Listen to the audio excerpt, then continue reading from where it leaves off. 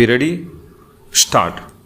By no means it is suggested that whenever such charge of rape is made where the victim is a child, it has to be treated as a gospel truth and the accused person has to be convicted. Stop.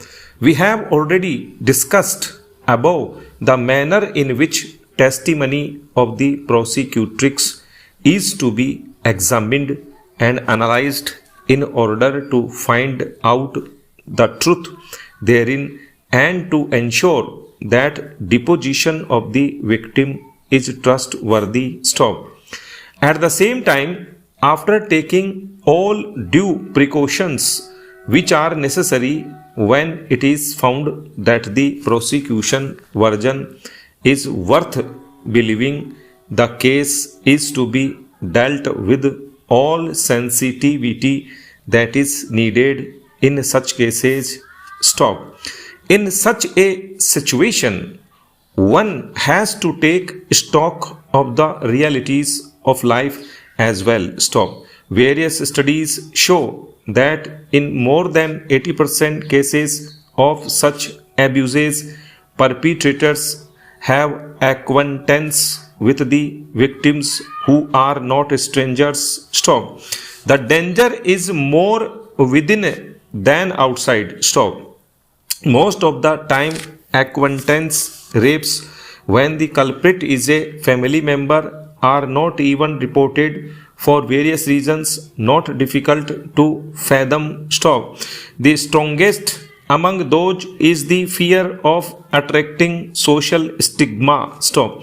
Another deterring factor which many times prevent such victims or their families to lodge a complaint is that they find whole process of criminal justice system extremely intimidating, coupled with absence of victim protection mechanism. Stop. Therefore, time is ripe to bring about significant reforms in the criminal justice system as well. Stop. Equally, there is also a dire need to have a survivor-centric approach towards victims of sexual violence, particularly the children, keeping in view the traumatic, long-lasting effects on such victims. Stop. Para.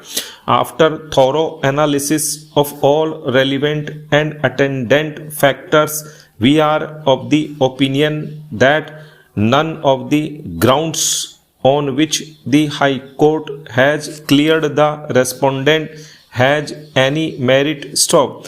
By now, it is well settled that the testimony of a victim in cases of sexual offenses is vital, and unless there are compelling reasons which necessitate looking for corroboration of a statement, the courts should find no difficulty to act on the testimony of the victim of a sexual assault alone to convict the accused. Stop. No doubt, her testimony has to inspire confidence. Stop. Seeking corroboration to a statement before relying upon the same as a rule in such cases would literally amount to adding insult to injury. Stop. The deposition of the prosecutrix has thus to be taken as a whole. Stop.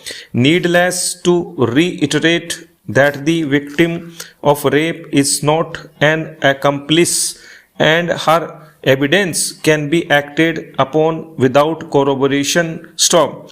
She stands at a higher pedestal than an injured witness does. Stop.